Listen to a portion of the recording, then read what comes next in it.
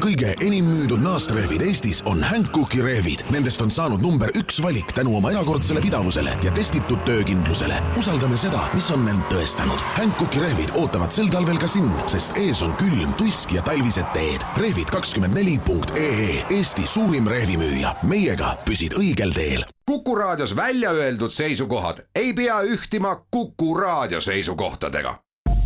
Te kuulate Kuku Raadiot.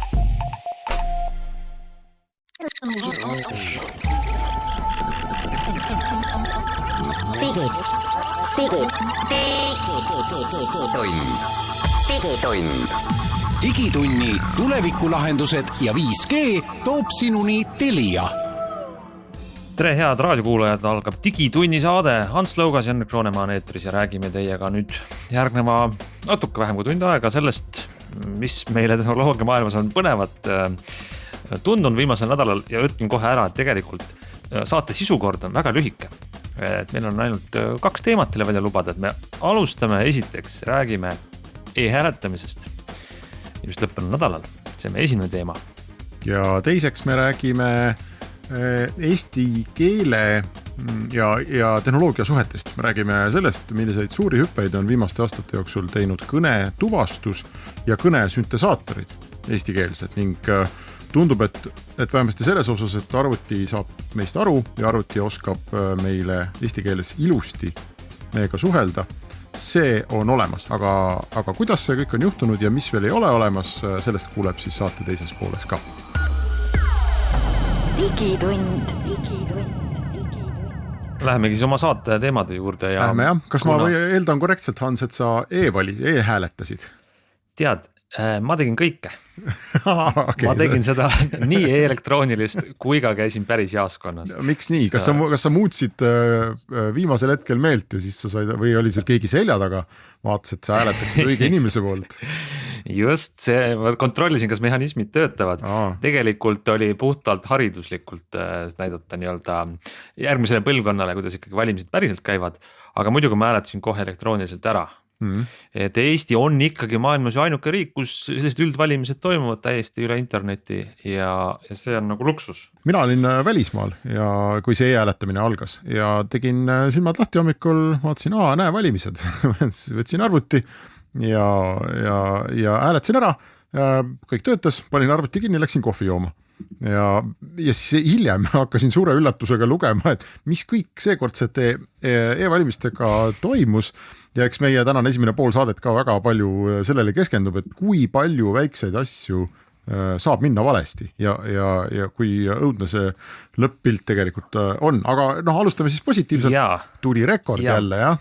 Just, ma tahtsin öelda, et sina olid üsnagi selles samas mustris, et esimene päev 45 000 inimest andis juba e-hääle ära ja tavaliselt ongi niimoodi, ma siin vaatasin natuke varasemaid valimisi. Kõigepealt esimene päev antakse e-hääle ära ja siis ka viimane veel, kui periood lõppema antakse kõvasti hääli ja nüüd ka laupäeval veel tuli, kui ma nüüd õigesti näen, siis veel eriti palju 69 000 häält juurde ja kokku 275 587 e-häält. Ma nüüd ütlen kõigile kuulajatele otse välja, et me tegelikult selle saate eetris minu kohaks ei tea, kas see number on täpselt nii jäänud, sest et mõni inimene nagu mina, kes läks jaoskonda, andis paberil häälel, kontrolliks üle, siis nende e-hääl kirja ei lähe, see mõni tuhat võib selle muutuda, aga tegelikult see number, kui paljud inimesed valisid interneti hääle andmiseks, pole kunagi varem nii kõrge olnud, nii et igatahes täielik rekord tuli ära. See on üldse siis e-hääletamise rekord, mitte ainult e-hääletamine kohalikel, vaid üldse e-hääletamise rekord, jah? Absoluutselt üldse, et ka viimaste Riigikogu valimistest põrutasime mööda, nii et nagu sa ütlesid, me räägime edasi nendest jamadest, aga ma ütlen, et suure sõnumina on see, trend on pöördumatu, Eesti inimesed teavad, usaldavad, kasutavad seda mugavust ja mingit küsimärki nagu enam ei tohiks olla, et kas on vaja e-hääletamine, kas seda oleks vaja veel edasi arendada või investeerida sinna. Vastuse pole ainult suur selge jah, sellepärast et Eesti inimesed seda väga tahavad ja mitte Eesti inimesed, kodanikud, vaid tegelikult kohalikel valimistel saavad valida ka teised kodanikud, kes siin elavad, nii et see on Eesti märk ja see ei lähe kuhugi ära, et see on väga tähtis. Nii et aga me võime ka öelda, et hoolimata kõigest, millest me nüüd rääkima hakkame, 275 000 inimest siiski leidis võimaluse e-hääletada ja nende hääl läks kirja ja tulemusi, kuna me siin pühapäeva õhtul salvestame, siis tulemusi me veel ei tea, aga noh, ega see meie loos nagu midagi ei muuda ka. No aga lähme siis nüüd ikkagi, ma arvan, me peaksime võib-olla, sa juba natuke ütlesid, et selle ära, aga me peaksime võib-olla nagu üle kordama, et need asjad, millest me rääkima hakkame, mida press nüüd selle nädala jooksul kirjutas, eks kõik need asjad, mis olid piinlikud ja apsakad ja läksid valesti ja tegemata jätmised, et need ei, minu arvates suures plaanis, minu nagu suure plaani küsimusi mulle veel ei tekitanud, mul ei ole tekkinud suuremaid kahtlusi, et kas see asi on ikka kõik kuidagi korras, aga noh, hea see ei ole, eks, et me norime mõnes mõttes pisiasjade kallal järgmised nüüd võib-olla 20 minutit, aga sellises valdkonnas, see on nagu lennuki juhtimine, et iga lennukatastroof saab alguse pisiasjade kuhjumisest. No, täpselt, kuna see lend on nii tähtis, me oleme Eestis maailmas ainus riik, me peame seda tegema maksimaalselt parimal moel ja sellepärast on need pisiasjad tähtsad, miks norida ja millest me alustame siis? Valik on lai, ma ei tea. Alustame algusest, et kui sina andsid oma hääle ära, kas sa said teada, et kõik oli test ja proov ja tegelikult ei läinudki arvesse? Tead, ausalt, ma ei tea, sest ma ei osanud sellele mingil juhul üldse tähelepanu pöörata, et kas see võib nii olla või, et ma sain järelikult mingisuguse ekraani seal hommikul niimoodi voodis vedeleda sul kergelt unesegusena, et mis ütles, et on okei. Ja ma ei juurelnud edasi, ma vaatasin, ma olen hääletanud ju väga palju kordi ja see protsess on alati ühesugune. Et kui oli okei, siis ma panin arvuti kinni ja läksin minema, ma ei hakanud süvenema, et võib-olla sain, aga ma saan aru, et 900 inimest oli see umbes, jah, kellele siis see valimisrakendus teatas, et andsid hääle ära ja valimisrakendus teatas, et valimisperiood ei ole veel alanud ja tegu on testhäälega. Mis siis juhtus, nimelt keegi oli serverisse sisestanud valimiste alguse aja valesti ja valimisteenistus väidab, et need hääled läksid kõik ilusti kirja, lihtsalt see teade, mis inimestele öeldi, oli vale. Aga noh, alustada ja tegelikult, oot, me võib-olla rüttame sündmustest ette, see oli 11. oktoober, eks, aga 4. oktoober toimus veel üks sündmus, mis minu meelest toimub igal aastal, kui on valimised. Ehk nädal enne mängiti e-valimised läbi mõttega, et kogu see protsess tehnilisest vaatepunktist testiti läbi, et oleks teada, mis toimub ja kuidas toimub. See oli nädal enne valimisi. Ja siis esimene päev kohe põmaki tund aega järjest 9 inimest said teada, et ei, teie hääl ei läinud arvesse, kuigi tegelikult läks. Ja keegi oli lihtsalt sisestanud serverisse vale kellaaja ja noh, see on täpselt selline asi, et me võime täna öelda, et kõik oli õige, aga kui niikuinii on väga raske selle masina kõhtu näha, et noh, mis siis oli, ainuke variant on uskuda neid ametnikke ja neid arendajaid, kes neid e-valimisi teevad, eks seda tarkvara kirjutavad, neid protsesse teevad, seal istuvad ja valvavad ja kui keegi teist on nii imelikke vigu ja seda ei kontrollita, noh see jah, see usaldusväärsusele väga hästi ei mõju. Nende enda usaldusväärsusele. Aga vaatame siis aga edasi või? Jaa. Siis samal päeval. Samal päeval. Juhtus siis selline asi, et kui tõmbasid alla valija rakenduse valimised.ee lehelt ja juhtusid olema sulle arvuti, mis ei olnud mitte Windows või mitte Linux, vaid ka väga populaarne Apple'i arvuti, siis ID-kaardiga hääleta ei saanud. Ja probleem oli siis selles, et Apple'i tarkvara, macOS Big Sur, kõige värskem versioon, mida iga korralik arvutikasutaja on oma arvutisse paigaldanud, sest öeldakse, et kõige värskem tarkvaras, kõige vähem turvavigu ja kasuta alati kõige värskem tarkvara, siis Big Sur ei lasknud seda valija rakendust käima panna ja valija nagu turvaseaded olid selleks liiga ranged ja selleks pidid siis riigi arendajad signeerima selle valija rakenduse uuesti, nii et see näib nüüd Maci operatsioonisüsteemile ka turvalise tarkvarana. Ehk siis asi, mida oleks saanud ka ilusti enne ära teha sest et see uus versioon sellest Maci tarkvarast operatsioonisüsteemist Big Sur ei tulnud välja mitte üks päev enne valimisi ega 2 päeva ega 1 nädal, vaid septembris. Sellega on üldse niimoodi, et jah, et septembris tuli minu meelest viimane uuendus sellele, aga Big Sur ise, kunas see üldse välja tuli? See nii-öelda beta, millega testida oleks saanud, see tuli välja juba siis, kui ma tahan öelda suvel, aga kas ma väga eksin, siis mul on ka piinlik, aga minust tuli see suvel. Big Sur tuli välja novembris 2020. 2020 suvel tuli beta ja eelmine sügis tuli siis täiesti ametlik välja, sellepärast et selle aasta versiooni pole välja tulnud. Just, et see on üks suhteliselt vana asi ja viimane, kõige viimane uuendus tuli Big Surile välja nüüd septembri keskel. Et isegi ma ei tea, kas seal tehti, siis Apple muutis midagi. Ühesõnaga vahet pole, valimisteenistusel või Riigi Infosüsteemi Ametil või kes seda protsessi vedas, neil oli enam kui piisavalt aega oma asjad selle Apple'i tarkvaraga korda saada. See oli tehniliselt väga lihtne ja põhjus oli, miks see jama üldse tekkis, oli selles, nagu nad ka lõpuks ise kinnitasid, et kogu see läbimäng ja testimine tehti ainult Windowsiga. keegi ei tulnud selle peale, et testime Maciga ka. Pakume küll inimestele võimalust hääletada erinevatel platvormidel, aga ärme neid testime ainult ühte neist 3. No, huvitav.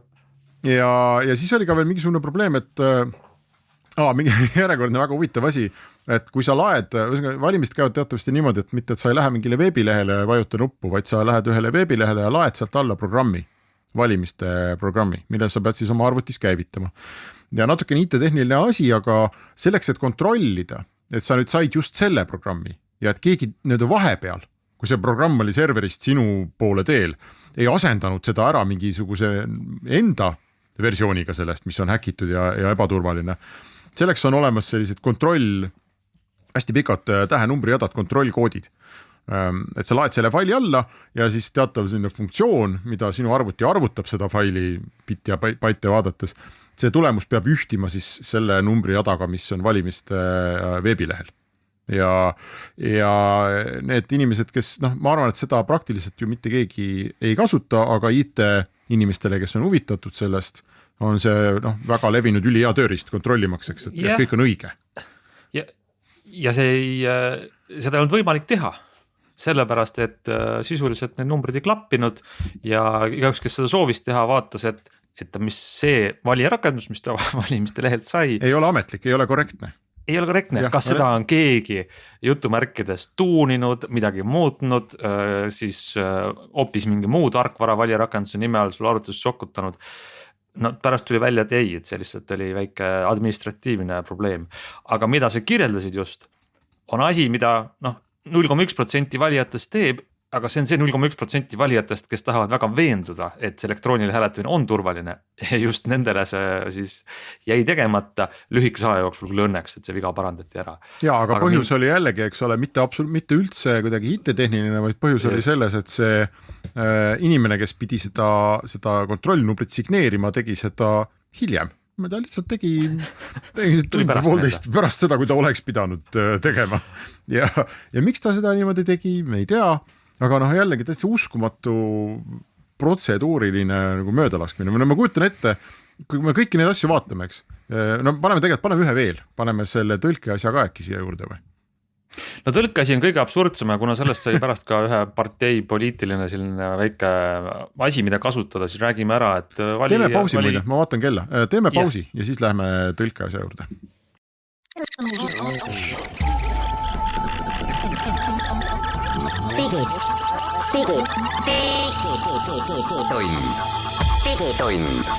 Digitunni tulevikulahendused ja 5G toob sinuni Telia. Digitund läheb edasi ja räägime veel korra, võtame kokku möödunud nädala e-hääletamise, mis oli rekordilise tulemusega, aga need apsakaid ikka kuhjus sinna. Mingi hetk hakkas ringlema teade ja paar portaali seda kirjutasid, et siis valijad, kandidaatide nimekirja olev veebileht ei näita neid nimesid õigesti. Ja nimelt, kui siis mõne brauseriga nimekirja vaadata, siis tõlgitakse eestikeelsed nimed inglise keelde ja sealt tuli siis Silver Makerist sai hõbemeikar on üks parim näide selle kohta, kuidas veebilehekülg ütles, et kui ma õigesti aru sain, siis veebileht ei keelanud nimede tõlkimist ja kui jällegi inimese arvutis, kes seda veebilehte sirvis, oli märgitud, et inglise keel tõlkida eesti keelde, siis siuke apsakas juhtuski. Aga see nüüd on selline viga, mis on esiteks mitte kuidagi seotud e-hääletamise rakendusega, sest seal sees oli kõik korrektne ja teiseks, ütleme, ma ütleks, et vähemalt pool sellest nagu nii-öelda jutumärkides veast oli siis selle inimese arvutis, kes seda veebilehte vaatas, kes oli aga jällegi seda oleks saanud vältida väga lihtsasti põhimõtteliselt 2 sõna lisamisega sinna veebilehele, see Glassword of no translate kirjutatakse sinna ja keegi oli sellest mööda vaadanud ja seda ei teinud. Ja siin tuleb siin on nüüd paar aga kohta, et üks partei ehk EKRE tegi kõvasti lärmi ja ütles, et teatud kandidaadid on ikkagi ebavõrdses seisus nüüd ja e-hääletamine tuleb tühistada ja mis see siis olgu. Seal on 2 aga. Esiteks neil oli oma veebilehel sama probleem, nagu ajakirjanikud hiljem avastasid, et ka nende enda veebilehel, kui sa läksid vaatama, siis ei saanud aru, et mis kandidaat see on. Ja teiseks see just oligi ainult valimised.ee veebis, seos e-valimistega puudub, sama kui seda loogikat järgida, et siis tuleks tegelikult tühistada üldse valimised, sest et ka see ei olnud mitte e-valimiste hetkel, vaid lihtsalt juhul, kui sa läksid valimised.ee vaatama, et kes üldse kandideerib. Ja sul võis olla ju tahtmine hääletada paberkujul või jaoskonnast tema poolt, et sa läksid kandidaadiga tutvuma, et seda loogikat järgides tuleks siis nagu kõik valimised tühistada, aga jällegi mingisugune rumal pisike protseduuriline möödalaskmine, millest on tohutult palju nagu tolmu üles kerkinud ja see oli just täiesti ebavajalik. Just, üks väike tõrge oli veel, mis oli siis puudutas seda, et füüsiline eelhääletamine ei toimunud, teatavasti nädala jooksul sai ka käia jaoskondades anda hääl nii-öelda paberil kirja panna ja selleks kontrollitakse siis jaoskondades elektroonilisest valijate nimekirjast, et kas näiteks mul õigus on hääletada ja see arvuti komponent on selle vahel, lihtsalt valija ei puutu sellega kokku ja see siis mingi hetk ei töötanud. Ja põhjus oli selles, et Riigi Infosüsteemi Amet oli loonud sellise turvasüsteemi, et kui ühelt IP-aadressist tuli liiga palju päringuid, siis lõpetati ühendus ära. Arvuti arvas, et on rünnak järelikult, keegi ründab meid. Aga mina nagu tegelikult ei pane seda apsaka süüks, et see on selline protseduuriline olukord, kus kindlasti nähti ette, et kui see ühendus ära kukub, siis on käivitud plaan B ja mis ka käivitus ja mõnda aega aeti asja paberiga veel edasi ja siis pärast ühendust taastati. Et minu arust see on nagu väga mõistlik asi. Aga ma ei saagi aru, kas ikkagi Riigi Infosüsteemi Ametile tuli üllatusena, et valijate nimekirju kontrollitakse või kuidas see nagu arenduse hetkel võib niimoodi valesti minna. See on jällegi, tead, kõik need vead, ma ei mäleta, kas meil on nüüd midagi veel või me oleme enam-vähem nagu lõpuni saanud. Et siin, järgneb teine klass sellised asju, et need veateated, mida see valijarakendus annab, on krüptilised, mingisugused numbri koodi jagad, ta ei ütle viisakalt, mis läks valesti ja see rakendus iga aasta nüüd juba disainerid, see on traditsioon, et Eesti disainerid tulevad ja teevad meediapöördumise ja ütlevad, et see on nii kole ja et miks ta ei võiks olla kasutajasõbralikum ja ilusam ja miks üldse ei saa telefoni ja iPadiga valida, et see on omaette nagu küsimuste pundar, aga kõik need pisikesed lennuõnnetuseni viivad apsakad, millest me siin rääkisime. Meil on mõned minutid aega jäänud. Mis sa arvad, kas on mingisugune nagu põhjus sellel, miks need toimusid niimoodi? Mulle hästi selline lühike koond selline hinnang, mul tundub asjal on, et see osa on alarahastatud. Et meie kui valijad, me eeldame, et see oleks läbi viidud esiteks suurema meeskonnaga, rohkem ressursse alates sellest disainist kuni testimiseni ja seal ei ole piisavalt raha, et seda ei võeta piisavalt tõsiselt meil, et kas või selle eelarve mõttes, et me tahame kodanikena, et seda võetaks palju tõsisemalt. Ja kui nad praegu tõsiselt ei võeta, siis õnneks sellest ei kannata valimiste turvalisus, küll aga kannatab see kosmeetika. Mulle tundub, et see näeb välja siuke lonkav, logisev auto.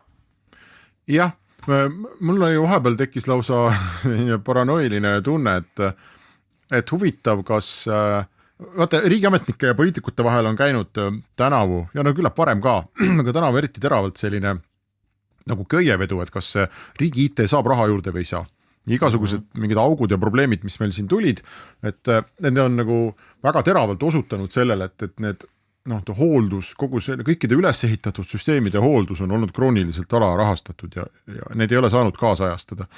Ja mul tekkis selline paranoiline küsimus, mida ma palungi võtta lihtsalt intellektuaalselt huvitava nagu küsimusena, et huvitav, kas mingi osa sellest võis olla nagu teadlikult nagu tekitatud, et see on nagu selline poliitiline mäng, et kui avalikkuse kisa läheb nagu väga suureks ja need alarahastuse probleemid nagu eriti kujundlikul moel avalikkuse ette lähevad, et siis saab raha juurde. Sest viimane kord ma ei mäleta, kas see oli suvel või, kui Andres Sutt ja ministeerium andsid raha juurde, mis auk see oli? Mingisugune suur, see oli see ID-kaarti piltide auk. Dokumendi fotode leke oli ja siis otsustati, et tuleb raha leida selleks. Ja siis leiti kohe, see on nagu ikka, eks ole, et kui midagi maha põleb, siis pärast seda pannakse tulekahju või need suitsuandurid nagu püsti. Aga ma arvan ka, ma arvan, et seal on olnud mingisuguse protseduurilisi muutusi, ilmselt ka tiimides ja inimestes. Näiteks ma ei tea, kas ma kuskilt jäi silma, et Tarvi Martens ei ole seal enam. Kas sulle ka jäi midagi sarnast? Ma ei tea, fakte ei tea, aga ma ei ole ka täna näinud seal enam korraldajate nimekirjas. Ja teine asi on see, et võib-olla see ka iseloomustab olukorda IT-tööturul, et mis on erakordselt kuum, kus heade inimeste palkamine on ülikallis ja isegi kui sul raha on, siis on see ülikeeruline, et võib-olla see iseloomustab sellist nagu ülekuumenenud olukorda Eestis IT-töötajatega ja sellega, et millise tasemega inimesed milliseid projekte teevad ja millised on mingite hangete, allhangete tulemused. See võib vabalt olla, et lihtsalt kvaliteet ongi läinud. Ma kahtlustan ka, et lõpuks asi ongi selle taga, et me tahaks, et seda koheldaks kui A+ klassi prioriteediga projekti, mis on maailmas ainulaadne, aga ta tundub, et on üks paljudest Eesti riigi IT-projektidest. Aga sellegi poolest, ma arvan, me peame selle osa kokku võtma. Hea on see, et see kasvab, et see on tähtis, üha rohkem inimesi kasutab ja tegelikult ei ole mingit põhjust kahelda, et see nagu oma olemuslikult e-hääletamine nagu selline ei täida oma eesmärki, ehk siis anda turvaliselt ja usaldusväärselt hääl üle interneti, et see toimib.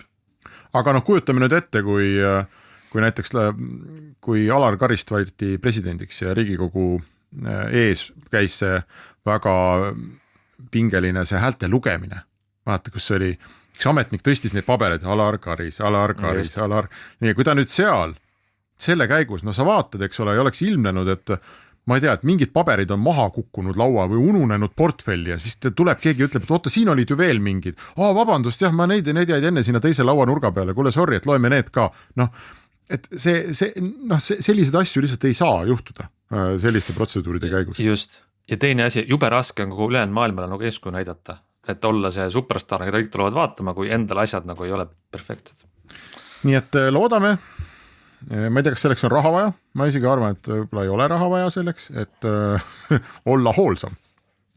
Ja ma väga loodan, et järgmistel valimistel me ei pea sellist 20-minutilist saatelõiku tegema, vaid saame alguses lihtsalt öelda, et oli rekord, hääletati mobiili ja iPadiga ja autentide sai Smart ID-ga ja valijarakendus oli ilus. Aga lähme pausile ja siis lähme kõne teemadega edasi.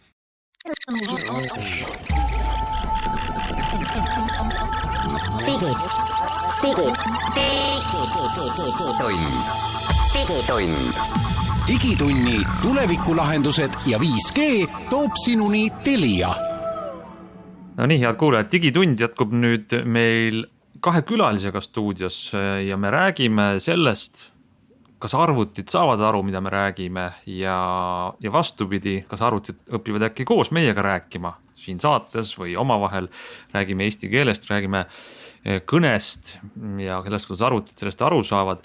Ja selleks on meil täna saates külas esiteks Lauri Ilisson, kes on Feeling Streami ettevõtte tehnoloogia juht. Tere, Lauri! Tere! Ja siis on meil teine külaline samuti, kes on Liisa Rätsep Tartu Ülikoolist, rakendusliku keeletehnoloogia juht. Tere, Liisa! Tere! Aga enne kui me külalistele sõna anname, siis meid võiks öelda siis nagu lausa 5 kõneleja siin saates on veel. Ja annamegi talle korraks sõna hoopis. Nüüd kodupoole minnes teab Villu, et ta seda poleks pidanud tegema. Aga Villuga juhtub ikka nõnda, et ta kõrboja perenaise seltsis teeb asju, mida ta ei peaks tegema. Sinna pole midagi parata. Ühte ainult tunneb nüüd Villu, enam ei taha ta oodata, mis perenaine teeb. Tema ise hakkab talitama. Teda ei huvita üldse enam perenaise tegemine. Sellepärast alustab ta isaga töö juures oma naise võtmise juttu, ütleb, et tema peaks ikka Eevi ära võtma. See oli Meelis. See oli Meelis? See oli Meelis, jah. Meelis on Liisa sünnitatud siia maailma. Liisa laps Meelis. Päris nii ei julgeks vist öelda, sest see on ikka Meelis Kompus. See konkreetne hääl on jah siis Meelis Kompuse ja Tõe ja õiguse esimese osa põhjal loodud sünteeshääl. Aga see ongi sünteeshääl, eks see on robot ja see on robot, jah. Neurokone.ee, muidu igaüks võib minna kleepida, seal on terve hulk rääkijaid veel.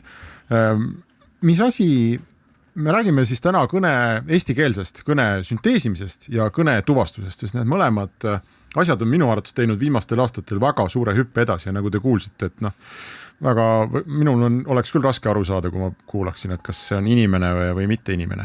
Aga neuro nüüd on väga huvitav liide selle ees. Kas sa, Liisa, räägiks meile algatuseks, mida see neuro tähendab ja Meelis Kompus ei olnud ju neid, ma ei tea, sõnu sisse lugenud ilmselt, vaid see kuidagi ikkagi täiesti sünteesitud. Ja see on täitsa sünteesitud jah, et eesti keeles on varem ka tehtud erinevaid kõnesünteesi asju, kasutanud mingisuguseid teisi lahendusi, peamiselt Eesti Keele Instituudis, aga see neurokõne projekt, mis siis Tartu Ülikoolis mõned aastad tagasi käima pandi, see on siis ainus või vähemasti esimene eestikeelne kõnesüntees, mis kasutab närvivõrke. Mis see tähendab? Me anname mudelile ette tundide viisi erinevaid lauseid, neid transkriptsiooni ja helifaili ja loodame, et arvuti õpib siis seda jäljendama. Ja tundub, et enam-vähem õpib. Praegu me kuulsime justkui Meelis Kompuse häälega kõne kostus meie ette antud tekstist, mis ei olnud meie kirjutatud tekst, selle autor oli Tammsaare siiski. Aga Meelis Kompus ei ole ilmselt seda raamatut sisse lugenud, et kuidas te ikkagi saite tema häälest siis selle mootori, et kas ta luges tundide kaupa, reaalne Meelis Kompus luges midagi arvutile ette, mille järgi siis arvuti oskab seda häält jäljendada või? Ja kuna Meelis Kompus on teinud terve Tõe ja õiguse esimese osa audioraamatu, siis selle põhjal on Eesti Keele Instituudi töötajad viitsinud vaevaks võtta see lõigata tükkideks, teha sellest korralik andmestik ja niimoodi ka tegelikult päris paljude teiste eestikeelsete audioraamatutega või mingite muude salvestistega või kutsunud inimesi stuudiosse, lasknud neil lihtsalt lauseid ette lugeda tundide kaupa. Et sinna läheb päris palju sellist andmete kogumise tööd ja siis söödad need kõik kuskile mudelisse sisse ja loodad, et tuleb midagi, mis kõlab nagu inimene. Oota, aga nüüd me tegime selle robotmeelise elu nagu ülekohtuselt lihtsamaks või? Et päris Meelis ja robotmeelis nagu pidid sama asja lugema, et kui me oleks talle andnud ette midagi, mida päris Meelis ei ole lugenud kunagi, mis siis oleks saanud? Ta päris seda sama ei ole lugenud, aga ütleme siis, et ta on Tammsaarega tuttav. Okei. Aga kui ma oleks talle andnud ette Shakespeare'i või minu pärast Toomas Hendrik Ilvese, mis siis oleks saanud? Ta kipub võib-olla hätta jääma nende Toomas Hendrik Ilvese moodsate väljendite ja Shakespeare'is esinevate nimedega, aga eks ta annab endast parima. Seal mõned teised on näinud jälle teistsuguseid asju ja üritavad neid paremini ette lugeda. Lauri, sina juhid Feelingstreami. Feelingstream tegeleb siis sellega, et üritab näiteks klienditoe kõnedest aru saada, et mis värk on, et mis mure kliendil on, kas ta on pahane või tüdinud või katsuda siis seda firmale kuidagi klassifitseerida, et mis olukord siis klientuuriga üldse on. Ja üks osa sellest on see, et teie masinad üritavad siis aru saada sellest ja sa saatsid mulle siin nädalakese tagasi oma demo, mis on väga muljetavaldav, et igaüks võib siis minna, ma arvan, me paneme selle lingi äkki saate kirjelduse juurde, et igaüks võib minna ja lugeda siis sinu robotile midagi ette või lihtsalt jutustada temaga ja reaalajas siis ilmuvad need sõnad ekraanile, nii kuidas robot aru saab ja saab väga hästi. Sa teed nagu teist poolt sellest. Oita, kui Liisa kõnesüntesaator sinu sellele arvutile midagi ette loeb, et kas sa arvad, et ta saaks sama hästi aru? Ja kusjuures, kui nüüd seda Liisa tehtud roboti poolt kõnet ette lugeda, seda siis uuesti tuvastada, siis seal saab tuvastaja väga hästi hakkama. Sellepärast, et see robot räägib ette väga selgelt ja ilma igasuguste selliste iseäralike nüanssideta, mis võib-olla tavalised inimesed, robot ei lühenda sõnu ja kuna ta loeb ette ka mahakirjutatud laused, siis need on lihtsad ja arusaadavad. Seal ei kao mõtte ära nii nagu tavalises spontaanses kõnes. Eriti kui sa helistad telefoniteenindusse ja ütled, et sul on mingi probleem, siis sa oma häälega ei tee Tammsaarelikke lauseid seal. Võib-olla kui sa oled Meelis Kompus, siis sa teed. Räägid väga selgelt. Kui sa helistaksid Meelis Kompusele, siis kuna ta ei loe teksti ette, vaid ta räägib, siis need laused ei ole päris nagu sellised, mida sa raamatusse tahad panna. Sest nad on lihtsalt teises vormis, et Billingstreami fookus on just nimelt telefonikõned ja just nimelt spontaanne kõne, ehk see, mida me siis suuliselt räägime. Et kuidas seda ära tunda ja keerukus selle juures on see, et inimesed räägivad väga erinevalt. Et helistab keegi kuskilt natuke läbi ragise või ühenduse, ütleb, et tere, kuulge, mul oli siin üks mingi, kus ma panin selle, mingi paber oli, siis sahistab tükk aega. Teil on siin arvel on 6,12 ja ühesõnaga niimoodi ajab ja sinu robot peab sellest aru saama. Just nimelt. Ja kusjuures veel inimesed räägivad samal ajal korraga, mida me üritame siin salvestuse ajal nagu vältida, aga telefonis 10-15% ajast tegelikult inimesed räägivad korraga, sest telefoni salvestuses või telefoni helistamisel rääkimine ja kuulamine ei sega, et klapid on vastu kõrva ja saab rääkida väga hästi. Kumma keerulisem, kas see, kui on helis on kehv, on diktsioon kehv või see sõnavara, et mida me tegelikult ka neurokõne puhul mainisime ennem, et sõnavara võib muutuda, nimed, tootenimed, meie kõnekeeles on palju selliseid sõnu ja asju, mida me ütleme välja, aga mis kirja panduna nagu on täitsa imelik, et kas teie tarkvara saab nendega hakkama? Nii naljakas, kui see ei ole, siis keeruliste terminite tuvastamine on tegelikult lihtsam kui väga lühikeste üksikute sidesõnade tuvastamine. Sest need võivad sõnade vahel ära kaduda ja aru saada, kas ma nüüd ütlesin ja või see tegelikult on väga raskesti arusaadav seal nagu selles kõnes. Et keerulised terminite äratundmine sõltub sellest, kas on see mudel on natuke näinud neid keerulisi termineid või mitte. Ja kui siis päris näiteid pole, siis on võimalik ka hääldusest tuletada. Kuidas teie oma selle masina olete üldse loonud, mille põhjalt? Kui me kuulsime, et neurokõne kuulas palju päris Meelis Kompust, kus siis mida te kuulasite? Ideeliselt on see ülesanne üsna sarnane. Samamoodi nagu neurokõne puhul on tegelikult algõppematerjaliks siis tekstid, etteloetud tekstid ja siis selle etteloetud teksti transkriptsioon, siis meie puhul on see reaalsed kõnesalvestused ja reaalsed transkriptsioonid.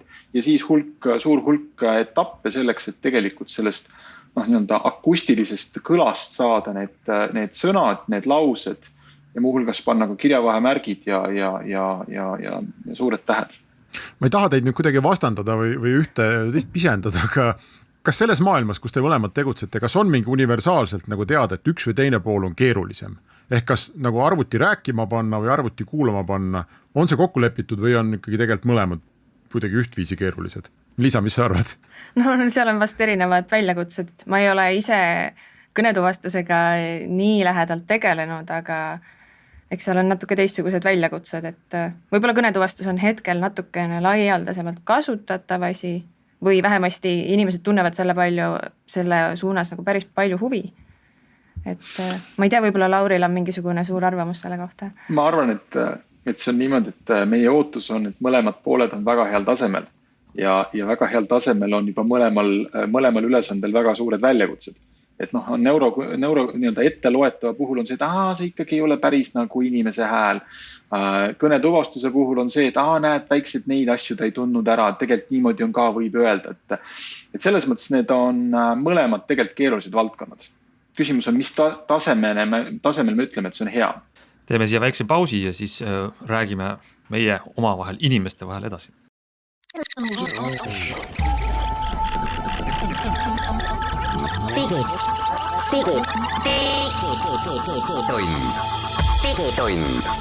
Digitunni tulevikulahendused ja 5G toob sinuni Telia. Digitund läheb edasi ja nagu ennem rääkisime, teemaks on kõnetuvastus, kõne süntees. Mul tegelikult tunne, et paljud inimesed, kes meid kuulavad, ei erista neid termineid sellest, et kui sa räägid mingisuguse tehnoloogiaga, no kõige elementaarsem on vist iPhone'is olev Siri, siis on need seal kaks asja koos, eks. Sa mõtled hoopis sellest, peas tekib mingi mudel, et seal minu vastas on mingi intellekt. Esiteks ta kuuleb mind, teiseks ta räägib vastu. Ja need on tegelikult on ju kolmeosalise võrrandi 2 poolt, et esiteks ta peab kõnetuvastus olema, teiseks ta peab suutma vastu rääkida, süntees, aga seal vahel on veel mingi intelligentsus ka, eks, et see on see, millega me praegu ei tegele, on mul õigus, Liisa?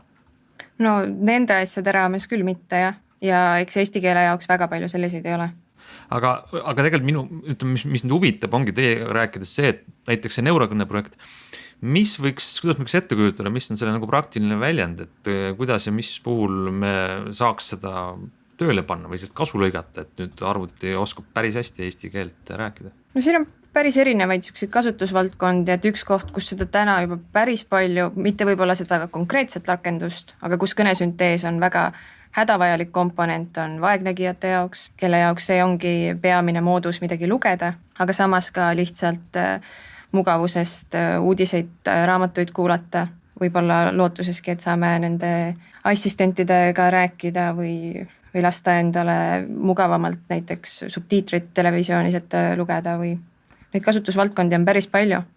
On sul aimu või on sul mingit nägemust või unistust? Küsin siis niimoodi, et kas ja kuidas teadlaste töö võiks jõuda kunagi nende suurte tehnoloogiafirmadeni, kelle jaoks eesti keel on nagu väike tilk ookeanis, keda see nagu väga ei huvita? See on natuke keeruline jah, sest et ega neil väga seda motivatsiooni eesti keele jaoks neid asju arendada ei ole, aga samas nad teevad päris palju sellisest baasteadusest selles vallas ära, et mitmeid kõnesünteesi lahendusi näiteks ongi tulnud Google'ilt ja Microsoftilt, mille põhjal täna ka väiksemad keeled enda jaoks neid teevad, aga seda näha, et ma nüüd võtan oma roboti ja ütlen, et Google, Apple, palun võtke ja kasutage, siis see tundub natuke selline ebarealistlik ootus. Ma mäletan mõned aastad tagasi, kui hakkasid tulema need targad rääkivad silindrid, eks, igasugused Amazoni ja kõigi omad. Ja üldse see masinatega kõnelemine tundus nagu järgmine suur asi olevat, millega kõik Google'id ja Apple'id ja Amazonid ja kõik hakkasid tegelema, et siis mul tekkis nagu eesti keele suhtes selline nagu natuke lootusetu tunne, et kui me nüüd seda poolt eesti keelega korda ei saa, et siis meil kaob nagu võimalus emakeeles üldse tehnoloogiat võib-olla kasutada mingil hetkel, et me oleme sunnitud. Täna me võime ikkagi interneti eesti keeles kasutada, loeme sealt eestikeelseid asju ja ikkagi me oleme oma keele keskkonnas ja siis mulle tekkis tunne, et jube kahtlane. Nüüd on minu meelest viimase mõne aastaga see hüpe olnud hästi suur. Nagu me kuulsime, neurokõne ikkagi väga hästi loeb neid ette, neid süntesaatorid on veel, kõik kiidavad mingit Microsoft Azure'i süntesaatorit, mida ma ei ole kuulnud. Ja nagu Lauri lahendus näitab, et ka see arusaamine on tegelikult väga heal tasemel. Kas see on minu selline tunne, et see hüpe on olnud just viimaste aastate jooksul suur või on see päriselt nii olnud? Lauri? Ma arvan seda, et nagu tegelikult tehakse süstemaatiliselt tööd. Okay, ma pole lihtsalt mitu aastat vaadanud. Ei, tegelikult nagu see probleem hakkab sellest, et oleks nagu treeningandmeid, siis saaks palju rohkem ja palju kiiremini nagu edasi liikuda. Et lihtsalt, kui sul on 2 miljardit inglise keele rääkijat või palju neid täpselt kõik on, et siis seal tekib seda materjali, mille pealt treenida oluliselt rohkem kui see, kui võtta Eesti siin 900 000 eesti keelt rääkivat inimest, palju meid on, et me oleme mikroskoopiline suurus maailma suhtes. Selles mõttes on nagu arusaadav, et me ei ole prioriteediks nagu suurtele tarkvaramajadele teistpidi. Kui me ise natuke pusime ja seda treeningandmeid loome, siis see ühel hetkel jõuab sinna. Ma täna ei oleks nii lootusetu. Ma arvan, et need lahendused, mida me täna teeme, on nagu väga lahedad. Ja tõesti ju, me just kuulsime, et täiesti Meelis Kompus. Tegelikult see reaalselt võimalik. Liisa, mis sa arvad sellest? Kas see on viimase aastate jooksul hästi suur hüpe olnud? On ikka ja okei, et võib-olla eesti keeles seda kolmandat komponenti, seda aju seal vahel nagu väga ei ole, aga mina näiteks Androidi kasutajana, mu telefon on valmis mulle iga hetk eestikeelseid veebilehti ette lugema ja minu kõnet kuulama, kuigi ta võib-olla ei saa nagu sellest sisust täpselt aru. Kunas see tuleb, just see viimane komponent, et ma saan öelda talle, tee midagi, mine sinna, too seda? Tead, ma arvan, et tegelikult see on ka asi, millega tegeletakse. Päris nii ei ole, lihtsalt võib-olla me ei näe seda, et on need siis nagu teenindusrobotid, on need mingis valdkonnas juturobotid. Pigem on, kui vaadata maailma, mis juhtunud, on olnud nagu suur arvamus, et Amazoni Alexa näiteks nagu teeb meile kõik asjad ära, mis vaja, mida me küsime. Teistpidi mul peab olema mingi põhjus, et kas ma küsin ainult muusika mängimist seal või saan ka midagi tellida. See on jälle turu suurusega seotud, et tegelikult tegeletakse ka, ma saan aru, et Eesti riik bürokraati projektis plaanib sarnaseid lahendusi nagu kasutusele võtta, et mul on võimalik perspektiivis, alguses kirjalikult, aga perspektiivis ka häälega küsida. Et selles mõttes tehnoloogia areneb ja seda võetakse kasutusele. Küsimus on, et mis väärtust ja mis kokkuhoidu see loob. See võib-olla on see koht, kus meil on nagu, me kulutame sellele arendusele tihti palju rohkem, kui tegelikult need üksikud kokkuhoitud teenindussituatsioonid. Kui ma saan jalutada elutuppa ja öelda mingile asjale, et kuule, mängi mulle Ivo Linna laule, siis see on minu jaoks juba nagu väärtus. Olen suga nõus, et väga äge. Aga teistpidi, kui ma küsin, et mitu korda ma saan häälega pizzat tellida või Bolti taksot tellida näiteks, miks mitte. Et ma arvan, see tuleb ka ühel hetkel, aga lihtsalt läheb aega. Lihtsalt sellisest baastehnoloogia mõttes, eks arendatakse ka igasuguseid mitmekeelseid lähenemisi, et võib-olla see on just see tulevik, kus eestikeelsed asjad ka jõuavad rohkemate inimesteni, kuigi eks nad juba jõuavad ka. Et seesama bürokraati algatus on juba päris hea näide sellest, kuidas vähemasti Eesti riik on selle enda jaoks võtnud mingiks prioriteediks. See on lahe küll, aga võib-olla lõppu siin võiks küsida ka seda, et mida nüüd teie konkreetselt edasi teete, sest et mõlema suhtes, rääkides Neurokõne projektist, ma arvan, et kes ei ole seda veel proovinud, sellel on paras üllatus ja kes on proovinud, see vaatab, et see on ikkagi uskumatult hea ja ägev. Kuhu seda tehnoloogiat veel siis edasi annab arendada või mis te edasi teete? Meil on päris palju erinevaid plaane, et esiteks muuta teda natukene robustsemaks, et praegu ikka mingisuguseid neid kohti on, kus inimene tunneb ära, et siin oli midagi imelikku. Ja teiseks praegu ta on ikka puhtalt selline kuskile serverisse paigutatav rakendus. See unistus, et mees või keegi läheb metsa ja kuulab sealt oma raamatut ilma internetita, seda praegu veel ei ole, aga loodetavasti varsti juba saab seda ka. Lauri, kuidas teil on? Kas sinu jaoks oleks eriti loogiline see aju ka sinna juurde panna, et siis su kliendid saavad aru, mis mu mure on?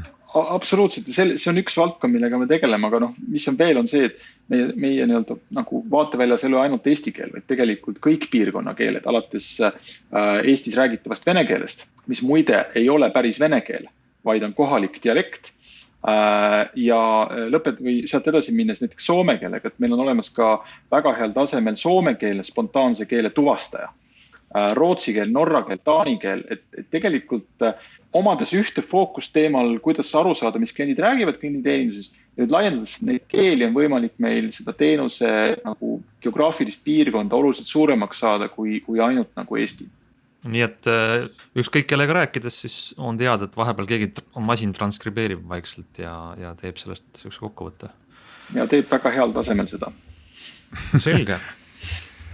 Okei, igaüks saab siis minna ise mängida nii kõnesüntesaatoriga kui kõnest arusaajaga ja võib need ka üksteisele vastandada ja võib proovida, kuidas sõbrad ja tuttavad saavad arvutile ette loetud asju. Me paneme need lingid saate kirjelduse juurde ja head mängimist kõigile ja Liisale Laurile soovime siis edu, et äkki on põhjust tulla aasta-2 pärast tagasi ja öelda, näe, arvuti sai aru ja telliski mulle vitsa ja mängis mulle Ivo Linnat ja lõpuks sain taksoga koju. Aga loodame. Ma arvan, muide me peaksime oma saated söötma Lauri su robotile ette. Kuskil on mingi robot, mis on muide saateid ta transkribeerinud ja see on väga naljakas, see tulemus. Ma ei mäleta, kelle robot see on. Olgu, aga aitäh Digitunni kuulajatele, seekord oli eetris veel inimesed ja kohtume nädala aja pärast.